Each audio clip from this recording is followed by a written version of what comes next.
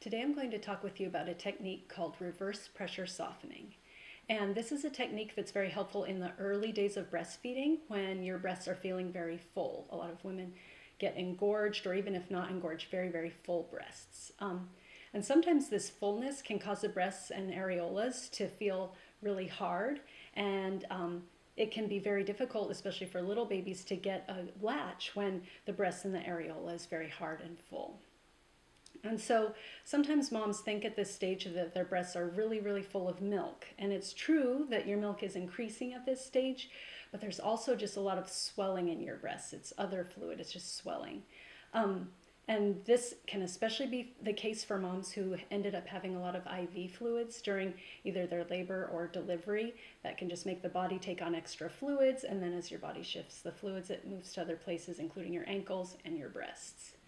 So the technique of reverse pressure softening is, if you've got this very full breast, you take your fingers kind of in a circle like this, and around your nipple, you just push back into your breast with firm pressure, but don't hurt yourself, for about 30 seconds. You just kind of hold like that.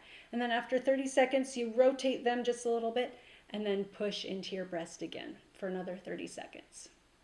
And you'll find after this that your areola and your nipple area will feel much softer, and then you can latch your baby, and your baby will be much better able to get a good mouthful of your breast and to latch and breastfeed.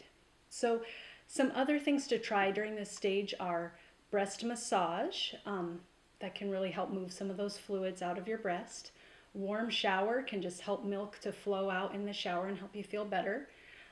At this stage, hand expression will often work better for you than a pump, because if you put a pump on your breast and it starts that suction, the suction will pull some of these fluids forward in the breast as well.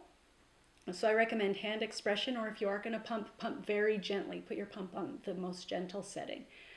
You might also want to try one of the newer silicone breast pumps. And I'll put links to some of those in the description, but those are things that you just put on the breast and it gently draws out milk by suction. Some other things you can try are having diuretic foods. So some examples of those are things like green tea. Although caffeine may affect your baby, it doesn't harm your baby, but you might find your baby a little bit more irritable if you have caffeine. You can have a glass of water with a tablespoon or so of lemon juice in it, and that can have an effect of getting the fluids to start moving out of your body.